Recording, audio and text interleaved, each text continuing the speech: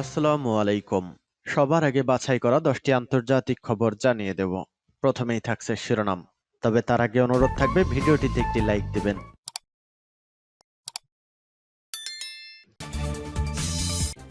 জানিয়ে দিব হাতে থাকা সর্বশেষ আপডেট আন্তর্জাতিক সংবাদ। প্রথমেই সংবাদ শিরোনাম, ট্রাম্পের ইরানে হামলা চালানোর সাহস নেই। এরপর জানিয়ে দিব আদালতের ডাক পড়ায় ফের অসুস্থ নেতানিয়াহু। এদিকে গাজা যুদ্ধবিরতি চুক্তি নিয়ে ধৈর্য হারাচ্ছেন ট্রাম্প। এরপর জানিয়ে দিব গাজার জনগণকে চিরন্তন মাতৃভূমি থেকে সরিয়ে দেওয়ার ক্ষমতা কারণেই। আরও জানিয়ে দিব পাকিস্তানে সেনাবাহিনীর সন্ত্রাস বিরোধী অভিযান, নিহত 7। সর্বশেষ জানিয়ে দিব যুদ্ধ বন্ধ করতে ইউরোপ ও আমেরিকা থেকে যে গ্যারান্টি চান জেলেনস্কি। এতক্ষণ শুনছিলেন সংবাদ শিরোনাম, এবারে বিস্তারিত। তবে অনুরোধ থাকবে ভিডিওটিতে একটি লাইক করবেন এবং কমেন্ট করে জানিয়ে দিবেন কোন জেলা থেকে আপনি আমাদের এই ভিডিওটি দেখছেন। ট্রাম্পের ইরানে হামলা চালানোর সাহস নেই। মার্কিন প্রেসিডেন্ট ডোনাল্ড ট্রাম্পের ইরানে হামলা চালানোর সাহস নেই বলে মন্তব্য করেছেন দেশটির বিপ্লবী গার্ড বাহিনীর এক কমান্ডার। ইরানের অ্যারোস্পেস ফোর্সের কমান্ডার ব্রিগেডিয়ার জেনারেল আমির আলী হাজিজাদেহ সোমবার সকালে এ মন্তব্য করেন। এদিন সকালে তেহরানে 22 বহমান র্যালি চলাকালে বর্তমান সংস্থা মেহের নিউজের এক প্রতিবেদকের সঙ্গে কথা বলার সময় জেনারেল হাজিজাদেহ বলেন, ইরান একটি শক্তিশালী দেশ। এই দেশ কোনো হুমকির কাছে নতি স্বীকার করবে না। তিনি এ সময় দাবি করে বলেন, ট্রাম্প হুমকি ধমকি দিলেও ইরানে হামলা চালানোর মতো সাহস রাখে না।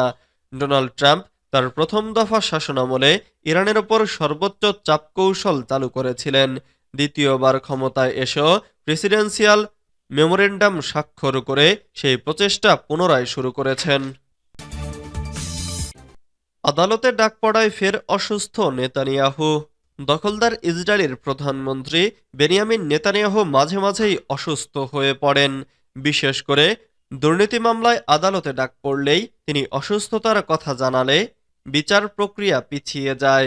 টাইমস অব ইসরায়েল জানিয়েছে, সম্প্রতি ওয়াশিংটনে ট্রাম্পের সঙ্গে দেখা করে ফেরার পর তেল আবিবের আদালতে ডাক পড়েছে নেতানিয়াহুর। দুর্নীতির অভিযোগে ফৌজদারি বিচার পুনরায় শুরু হয়েছে। তবে শুনানিতে উপস্থিত হয়ে নেতানিয়াহু জানিয়েছেন, তিনি চিকিৎসা নিয়ে চ্যালেঞ্জের মুখোমুখি হচ্ছেন। তাকে উচ্চ মাত্রায় অ্যান্টিবায়োটিক নিতে হচ্ছে। নেতানিয়াহু যুক্তরাষ্ট্রে থাকায় গত সপ্তাহে সাক্ষ্য দেওয়ার জন্য আদালতে হাজির হননি। আগের সপ্তাহেও 3টি শুনানির মধ্যে 2টি বাতিল করা হয়েছিল। প্রেসিডেন্ট ডোনাল্ড ট্রাম্পের সঙ্গে সাক্ষাতের জন্য যুক্তরাষ্ট্র সফরকে ঐতিহাসিক হিসেবে বর্ণনা করলেও তিনি আদালতে বলেন, সফরটি চিকিৎসাগতভাবে চ্যালেঞ্জিং ছিল। 2024 সালের ডিসেম্বরে প্রোস্টেট অপসারণের জন্য অস্ত্রোপচার করা হয়েছিল নেতানিয়াহুর। তিনি আদালতে বলেন, বর্তমানে তাকে প্রতিদিন 1500 মিলিগ্রাম অ্যান্টিবায়োটিক দেওয়া হচ্ছে, ফলে চ্যালেঞ্জ বাড়ছে। সাক্ষ্য দেওয়ার দিন তার নিয়মিত বিরতি প্রয়োজন। গাজা যুদ্ধবিরতি চুক্তি নিয়ে ধৈর্য হারাচ্ছেন ট্রাম্প। মার্কিন প্রেসিডেন্ট ডোনাল্ড ট্রাম্প বলেছেন, ইসরায়েল ও হামাসের মধ্যে চলমান যুদ্ধবিরতি চুক্তি নিয়ে ধৈর্য হারাতে বসেছেন তিনি। তার দাবি, সম্প্রতি মুক্তি পাওয়া ইসরায়েলি বন্দীদের চেহারা দেখে তার মনে হয়েছে তারা নাৎসি হলোকাস্টের শিকারদের মতো দুর্বল ও কৃশকায়। রবিবার 9 ফেব্রুয়ারি এ মন্তব্য করেন তিনি। ব্রিটিশ বার্তা সংস্থা রয়টার্স এ খবর জানিয়েছে। শনিবার মুক্তপ্রাপ্ত 3 ইসরায়েলি বন্দীর চেহারার বর্ণনা দিয়ে ট্রাম্প বলেন, তাদেরকে হলোকাস্টের বেঁচে থাকা মানুষের মতো দেখা যাচ্ছে। তাদের অবস্থা ভয়াবহ। শনিবার বন্দুকধারীদের পাহারায় 3 জিম্মিকে এক মঞ্চে হাজির করা হয় এবং পরে ইসরায়েলি কর্তৃপক্ষের কাছে হস্তান্তর করা হয়। এই জিম্মি 3 জন হলেন ওহাদ বেন আমি ও ইল শারাবি এবং ওরলেভি। এই 3 বন্দির অবস্থা আগের 18 জন জিম্মির চেয়ে অনেক বেশি শোচনীয় ছিল।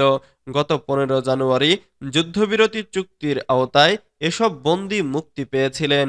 ইসরায়েলের কারাগার থেকে মুক্তি পাওয়া অনেক ফিলিস্তিনি বন্দীর অবস্থাও ছিল অত্যন্ত শোচনীয়। ওই দিনই ইসরায়েল মুক্তিপ্রাপ্ত ৩ বন্দীর বিনিময়ে ১৮৩ জন ফিলিস্তিনি বন্দীকে মুক্তি দেয়। গাজার জনগণকে চিরন্তন মাতৃভূমি থেকে সরিয়ে দেওয়ার ক্ষমতা কারো নেই।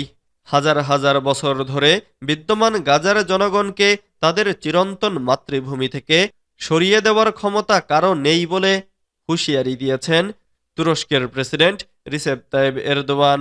মালয়েশিয়ায় যাওয়ার আগে ইস্তাম্বুলে সাংবাদিকদের প্রশ্নের জবাবে এরদোগান বলেন, গাজা, পশ্চিম তীর ও পূর্ব জেরুজালেমের ফিলিস্তিনিদের হাজার হাজার বছর ধরে বিদ্যমান গাজার জনগণকে কোনো শক্তি তাদের চিরন্তন আবাসভূমি থেকে বের করে দিতে পারবে না।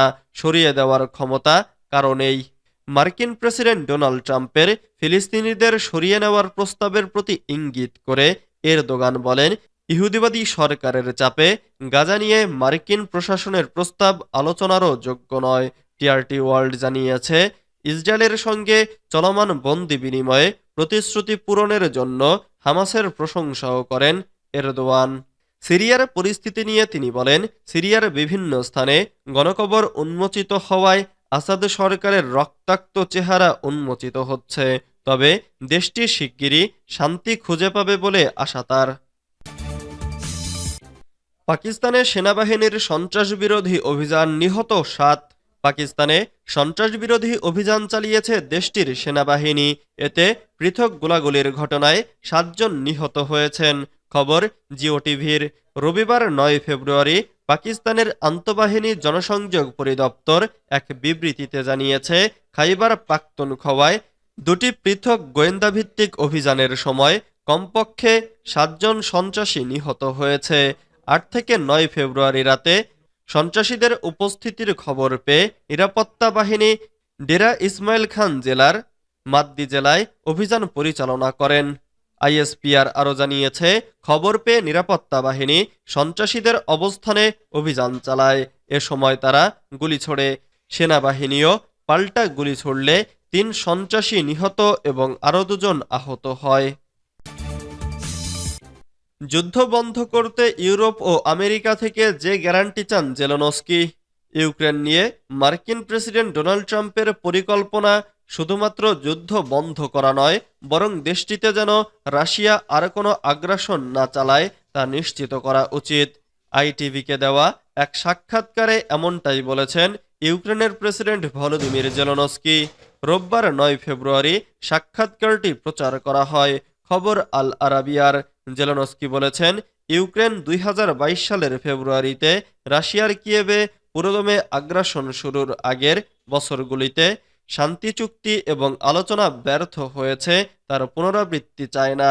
এর অর্থ হল কিয়েভকে নিরাপত্তার নিশ্চয়তা দেওয়া। তিনি আইটিভিকে বলেন, একটি স্থির সংঘাত বারবার আরও আগ্রাসনের দিকে নিয়ে যাবে, আর তাহলে কারা পুরস্কৃত হবে এবং ইতিহাসে বিজয়ী হিসেবে নাম লেখাবে? কেউ নয়। এটি সবার জন্যই এক চূড়ান্ত পরাজয়। এটি আমাদের জন্য যতটা গুরুত্বপূর্ণ ততটা ট্রাম্পের জন্য। তিনি আরও বলেন, তাকে কেবল যুদ্ধ শেষ করার দরকার নেই, তাকে এমন পদক্ষেপ নিতে হবে যাতে পুতিন আবার যুদ্ধ করার সুযোগ না পায়। এটাই মূল বিষয়, আর সবার এতে স্বীকৃতি দেওয়া উচিত। এটিই জয় হবে।